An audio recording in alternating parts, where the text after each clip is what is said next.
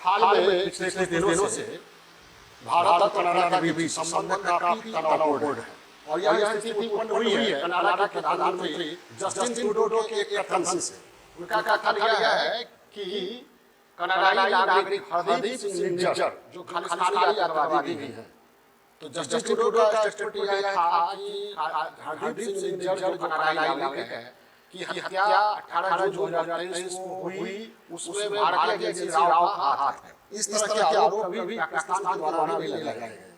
काफी चिंताजनक है और इस कथन के बाद कनाडा ने ट्रैवल एडवाइजरी जारी किया है अपने नागरिकों के लिए और भारत को यात्रा के लिए असुरक्षित बताया है।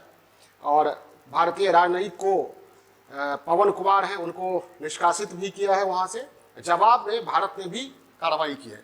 तो भारत वर्तमान में हम भारत कनाडा संबंध में तनावपूर्ण स्थिति है, किस तरह इस तनावपूर्ण है वो देखेंगे, फिर क्यों है वो देखेंगे और इसका क्या प्रभाव पड़ेगा भारत और कनाडा दोनों पर, उस पर देखेंगे। तो वर्तमान स्थिति क्या है, चलिए। तनावपूर्ण है, कैसे तनावपूर्ण है।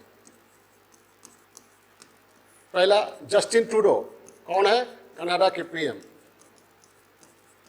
उनका कथन क्या है, हरदीप सिंह निज्जर जो कनाडाई नागरिक हैं उनकी हत्या में भारतीय एजेंसी राव का हाथ है।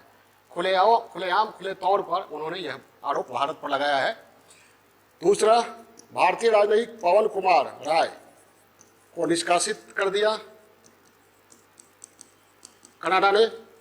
तीसरा, ट्रैवल एडवाइजरी जारी कर अपने नागरिकों को भारत की यात्रा करने से मना किया है। कहा है कि भारत जो है वह असुरक्षित है कनाडाइयों के लिए।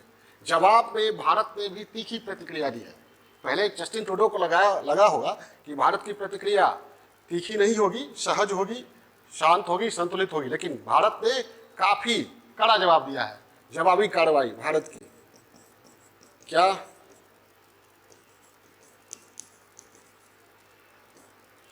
भारत ने भी उस कनाडाई राजनयिक एक ओलिवियर सिल्वेस्टर हैं उनको निष्कासित किया और कनाडाई दूतावास को कहा कि अपने दूतावास में राजनयिकों की संख्या कम कीजिए। भारत ने भी ट्रैवल एडवाइजरी जारी कर अपने नागरिकों को कनाडा की यात्रा करने से मना किया है। बताया कि कनाडा असुरक्षित है, वहाँ अल्पसंख्यकों पर हमले हो रहे हैं। काफ़ी हद तक सच्चाई भी है। और तीसरा, वीज़ा सेवा कनाडाइयों के लिए भारत ने रद्द कर दिया है। तो इस तरह काफ़ी तनावपूर्ण है।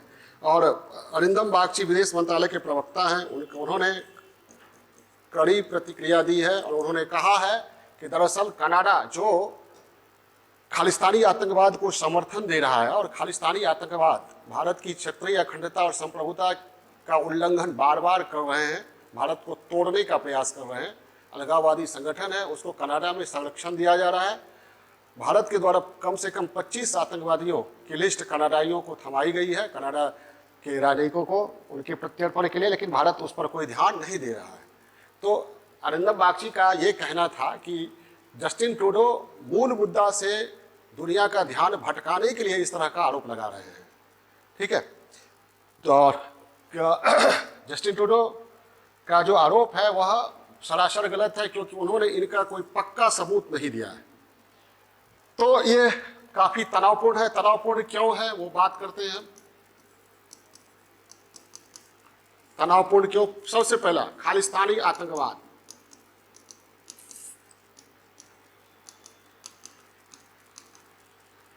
को राजनीतिक प्रश्रय कनाडा में मिला हुआ है। खालिस्तान क्या है, खालिस्तान सिखों के लिए एक अलग देश की मांग करने वाला आंदोलन है। खालसा से बना है खालिस्तान। इस पर मैं एक वीडियो बना चुका हूं, उसमें आप देख सकते हैं खालिस्तान का पूरा इतिहास। और खालिस्तान की स्थापना के लिए खालिस्तानी आतंकवाद हिंसा पर जोर देता है। 1980 और 90 के दशक में जब यह चरम पर था तो खालिस्तानी आतंकवादी क्राइम करते थे और कनाडा में शरण लेते थे। इसी तरह के कई आतंकवादी ने वहाँ शरण ले रखा है और यह विवाद कोई नया नहीं है। इंदिरा गांधी के समय में जब खालिस्तानी आतंकवाद चरम पर था, तो वर्तमान में जो कनाडाई पीएम है जस्टिन ट्रूडो, उसके पिता पियर ट्रूडो से भी इंदिरा गांधी ने शिकायत व्यक्त किया था, लेकिन पियर ट्रूडो ने खालिस्तानियों के विरुद्ध कोई कार्रवाई वहां नहीं किया। तो खालिस्तानी आतंकवाद जो है वह मूल मुद्दा है भारत और कनाडा के बीच संबंध के तनावपूर्ण होने का। कनाडाई राजनीति देखिए वहाँ क्या है। कनाडाई राजनीति में दो मुख्य दल हैं, लिबरल और कंजर्वेटिव। कनाडा के संसद में कुल 338 सीट है, तो बहुमत के लिए वहाँ सरकार बनाने के लिए 170 सीट चाहिए। 2021 के चुनाव में जस्टिन ट्रूडो की पार्टी लिबरल पार्टी को 158 सीट मिला, यानी बहुमत से यह दूर था। ऐसे में वहाँ एक जगजीत सिंह की पार्टी है, new democratic party. Jagjit Singh की पार्टी है न्यू डेमोक्रेटिक पार्टी, इनके 25 सांसद हैं वहाँ। तो इन जगजीत सिंह ने जस्टिन ट्रूडो की पार्टी लिबरल पार्टी को सपोर्ट किया और फिर जस्टिन ट्रूडो ने वहाँ सरकार बनाने में जस्टिन ट्रूडो को सफलता मिली। और ये जगजीत सिंह जो है वो खालिस्तान आंदोलन से सहानुभूति रखते हैं, खालिस्तान आंदोलन से सहानुभूति रखते हैं। तो ये मूल मुद्दा कनाडाई राजनीति की भी है। राजनीति में खालिस्तान के समर्थक राजनीतिज्ञों, सिख राजनीतिज्ञों का वहाँ वर्चस्व है, जिसके कारण कनाडा इस तरह का वक्तव्य देता है, भारत विरोधी वक्तव्य देता है, भारत विरोधी अभियानों में सक्रिय रहता है। जहाँ तक खालिस्तान आंदोलन की बात है, तो खालिस्तान आंदोलन सिखों के लिए अलग देश की मांग करता है और भारत विरोधी तमाम तरह की गतिविधियों को कनाडा में अंजाम देता है, जैसे हिंदुओं पर हमला करना और भारत से अलग होने के सवाल पर जनमत संग्रह कराना। तो एक तरह से जस्टिन ट्रूडो वहाँ तुष्टीकरण की राजनीति कर रहे हैं, अपना राजनीतिक कद बनाए रखने के लिए, प्रधानमंत्री पद पर बने रहने के लिए भारत विरोधी बयान देते रहते हैं और भारत की शिकायतों को गंभीरता से नहीं लेते हैं। तो ये है। और जो भी भारत से गैंगस्टर या आतंकवादी जाते हैं उन्हें वहाँ शरण मिलता है। ऐसे आतंकवादी भारत विरोधी अभियानों में सक्रिय रहते हैं, भारत विरोधी गतिविधियां करते रहते हैं। जैसे 1985 में एयर इंडिया की फ्लाइट को उड़ा दिया गया, जिसमें कई भारतीय नागरिक मारे गए और कनाडाई नागरिक भी मारे गए थे। एक बात तो तय है, एक कहा जाता है कि अगर कोई आंचल आग को प्रश्रय देता है तो देर सवेर आग उस आंचल को जलाती जरूर है। तो ये खालिस्तानी आतंकवाद को आज कनाडा पोषण दे रहा है, भविष्य में यह कनाडा के लिए भी खतरनाक सिद्ध होगा। भारत विरोधी गतिविधियों में क्या, वहाँ हिंदू मंदिरों पर हमला किया जाता है, या फिर जैसे एक गुरपतवंत सिंह पन्नू हैं खालिस्तानी आतंकवाद से जुड़े हुए, उन्होंने एक वक्तव्य जारी किया है कि जो हिंदू है, जो खालिस्तान से सहानुभूति नहीं रखते हैं, वो कनाडा छोड़ दें, वो भारत में जाकर रहें, कनाडा उनके लिए सुरक्षित नहीं है, उन्हें जिंदा नहीं रहने दिया जाएगा। इस तरह का हेट स्पीच देते रहते हैं। तो ये और कई बार ऐसा देखा गया है कि जुलूस निकाला जाता है और इंदिरा गांधी, भारतीय प्रधानमंत्री इंदिरा गांधी को की प्रतिमा को या के तस्वीर को कई तरीके से अपमानित करने का प्रयास किया जाता है। तो ये भारत विरोधी गतिविधियों में जो वहाँ लोग भारत विरोधी गतिविधियों में सक्रिय रहते हैं उन्हें कनाडा संरक्षण दे रहा है और पाकिस्तान वित्त पोषित करता है और कनाडा संरक्षण देता है खालिस्तानी आतंकवाद को। पाकिस्तान ने तो एक बार जगजीत सिंह को आमंत्रित किया था ननकाना साहिब में सिख सरकार बनाने के लिए, ठीक है। तो ये पाकिस्तान के लिए ये बेहतर स्थिति होती है। पाकिस्तान भारत विरोधी अभियानों में हमेशा रहता है सक्रिय। अब हम देखते हैं इसका असर क्या पड़ेगा। एक बात और है, ड्रग्स, अवैध व्यापार, हथियारों आदि की तस्करी में भी ये खालिस्तानी आतंकवादी या और भी लोग गैंगस्टर जो सक्रिय रहते हैं भारत में, उन्हें कनाडा में प्रश्रय मिलता है।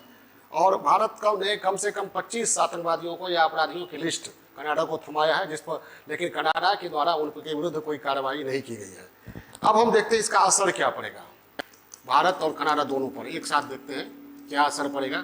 तो सबसे पहला तो व्यापार और निवेश पर असर पड़ेगा। अभी 9 अरब अमेरिकी डॉलर 9 बिलियन अमेरिकी डॉलर का कारोबार है दोनों के बीच। तो ये प्रभावित हो सकता है। कनाडा भारत का 17वां सबसे बड़ा विदेशी निवेशक है, तो विदेशी निवेश पर भी असर पड़ सकता है। लेकिन ये दो तरफा है, कनाडा भी प्रभावित होगा और भारत भी प्रभावित होगा। भारत बहुत ज़्यादा प्रभावित नहीं होगा, क्योंकि भारत व्यापार के क्रम में भारत ने विविधता कर रखा है। यह हो सकता है कि हम कनाडा से कुछ दाल मंगाते हैं, जैसे तुअर की दाल, मसूर की दाल, तो दाल महंगा हो सकता है, लेकिन भारत ने इथियोपिया और अन्य देशों से दाल मंगाना शुरू कर दिया है, तो भारत पर विशेष असर पड़ने वाला नहीं है। कहा जा रहा है कि भारत की जो अर्थव्यवस्था है कनाडा से बहुत विशाल है, भारत का अपना बाजार है बहुत बड़ा, ठीक है, तो कोई भी देश भारत से संबंध बिगाड़ना नहीं चाहता है तो भारत पर बहुत ज़्यादा असर नहीं पड़ने वाला है। दूसरा, शिक्षा के क्षेत्र में बहुत सारे भारतीय छात्र उच्च शिक्षा के लिए कनाडा जाते हैं, तो ऐसे छात्रों की शिक्षा बाधित होगी, उन्हें असुविधा होगी। लेकिन यहाँ पर एक महत्वपूर्ण बिंदु यह है कि जितने भी विदेशी छात्र कनाडा में पढ़ने जाते हैं उनमें 40% भारतीय हैं, और ये 40% भारतीय अच्छी खासी योगदान देते हैं कनाडा की इकोनॉमी में। खासकर कनाडा का जो विश्वविद्यालय या शैक्षणिक परिवेश है, वह उसका इकोसिस्टम पूरी तरह विदेशी छात्रों के खर्चे पर टिका हुआ है, और विदेशी छात्र कहा जाता है लगभग $30 बिलियन कनाडा की इकोनॉमी में पंप करते हैं, और विदेशी छात्रों में सबसे अधिक संख्या किसकी है? भारतीयों की है। तो ये अगर भारत एक कदम उठा ले कि अपने छात्रों को, अपने यहाँ के छात्रों को कनाडा जाने से रोक दे, तो कनाडा को भारी नुकसान झेलना पड़ेगा, कनाडा तुरंत बैकफुट पर आ सकता है। तो और शिक्षा की जहाँ तक बात है, तो भारतीय संस्थानों को उन्नत बनाया जा सकता है, या और भी देश है जहाँ भारतीय छात्र जाकर पढ़ सकते हैं। तीसरा, रोजगार, बहुत सारे लोग रोजगार करने जाते हैं कनाडा में, तो ऐसे लोगों का रोजगार प्रभावित होगा। पिछले साल दोनों देशों ने उड़ानों की संख्या बढ़ाने का फैसला लिया था, तो उड़ानों की संख्या पर असर पड़ेगा, नहीं बढ़ेगा। बहुत सारे लोग हैं जो परमानेंट रेजिडेंट्स के लिए आवेदन दे रखे हैं, अस्थायी निवास के लिए उन्होंने कनाडा में आवेदन दे रखा है। तो ऐसे आवेदक परेशान होंगे, उनकी परेशानियां बढ़ेगी, बहुत ज़्यादा परेशानियां नहीं, फिर भी परेशानियां तो बढ़ सकती हैं। यहाँ यह भी बात है, रोजगार की बात जैसे मैंने कहा, तो भारतीयों का रोजगार प्रभावित होगा तो कनाडाइयों का रोजगार भी प्रभावित होगा। और तो यह प्रभाव हमने देखा भारत पर भी और कनाडा पर भी, और वहाँ जो रह रहे हैं भारतीय मूल के, पर्सन ऑफ इंडियन ओरिजिन, उस पर बुरा असर पड़ेगा। जैसा कि बताया मैंने, गुरुपतवंत सिंह ने हिंदुओं को कहा कनाडा छोड़ दो, तो भारत कनाडा संबंध अगर बिगड़ता है तो जो बहुत सारे भारतीय मूल के लोग हैं वहाँ रह रहे हैं, हिंदू मुस्लिम जो भी हैं उन पर, और ऐसे बहुत सारे सिख हैं जो अलगाव नहीं चाहते भारत से, जो खालिस्तान नहीं चाहते। भारत में रहने वाले तो 99% सिख खालिस्तान नहीं चाहते हैं, तो ऐसे लोग भी प्रभावित होंगे वहाँ पर, यह प्रभाव पड़ेगा। अब करना क्या चाहिए? करना क्या चाहिए कनाडा को और भारत को? कनाडा सबसे पहले खालिस्तानी आतंकवाद को प्रश्रय देना बंद करे, प्रश्रय बंद कर देना चाहिए, क्योंकि यह खालिस्तानी आतंकवाद जो है भारतीय संप्रभुता के विरुद्ध है। तो खालिस्तानी आतंकवाद को जो कनाडा प्रश्रय दे रहा है वह यूएनओ के चार्टर के अनुरूप भी नहीं है। दूसरा, PIO, person of Indian origin के विरुद्ध जो वहाँ हेट क्राइम या हेट स्पीच हो रहे हैं, हेट क्राइम, उस पर रोक लगाए। कनाडा को इस तरह कुछ करना पड़ेगा, और कनाडा ने करना आरंभ भी कर दिया है। कनाडा के रक्षा मंत्री ने गुरुपतवंत सिंह को चेतावनी दिया है कि इस तरह के वक्तव्य न जारी करें जिससे अल्पसंख्यकों में असुरक्षा की भावना फैले। भारत को क्या करना चाहिए? तो भारत को कनाडा पर कूटनीतिक दबाव बनाना चाहिए। अमेरिका से भारत का अच्छा संबंध है, तो कनाडा को अलग थलग करने का प्रयास किया जाना चाहिए। और दबाव किस लिए? कि वह खालिस्तानी आतंकवाद पर रोक लगाए। दूसरा, कनाडा जो कुछ कर रहा है, खालिस्तानी आतंकवाद को जो प्रश्रय दे रहा है, वो प्रश्रय देना बंद नहीं करेगा, क्योंकि वहाँ की राजनीति में खालिस्तानी आतंकवाद ने काफ़ी गहरा जड़ जमा लिया है। तो इसके प्रति, कनाडा के इस रवैये के प्रति भारत को जीरो टॉलरेंस की नीति पर अमल करना चाहिए, जैसा कि भारत ने किया है। भारत ने बहुत ही तीखी प्रतिक्रिया दिया है। कनाडा ने सोचा भी नहीं होगा कि भारत का जवाब इतना तीखा होगा, इतना सख्त होगा। और ऐसा नहीं है कि खालिस्तानी आतंकवादी ही हैं वहाँ कनाडा में, ठीक है। खालिस्तानी आतंकवाद से सहानुभूति रखने वाले सिखों की संख्या बहुत ही अधिक है वहाँ कनाडा में, और भारत में तो 99% सिख नहीं चाहते खालिस्तानी आतंकवाद। तो कनाडा में हिंदू भी हैं, मुस्लिम भी हैं, बहुत सारे हिंदू हैं, मुस्लिम हैं जो पर्सन ऑफ इंडियन ओरिजिन के हैं, भारतीय मूल के हैं, और बहुत सारे ऐसे सिख भी हैं जो खालिस्तानी आतंकवाद से सहानुभूति नहीं रखते। तो इन लोगों की PIO की लामबंदी करना चाहिए, अपने डायस्पोरा को एक्टिव करना होगा भारत को, कि वे भारतीय कनाडा की राजनीति में अपना वर्चस्व बढ़ाएं और कनाडा की राजनीति को प्रभावित करने के हद तक प्रयास करें, ताकि कनाडा भारत विरोधी अभियानों बयानों से परहेज करे। तो ये था भारत कनाडा के बीच संबंध। अभी भी तनावपूर्ण दौर ही चल रहा है, आगे देखते हैं क्या होता है।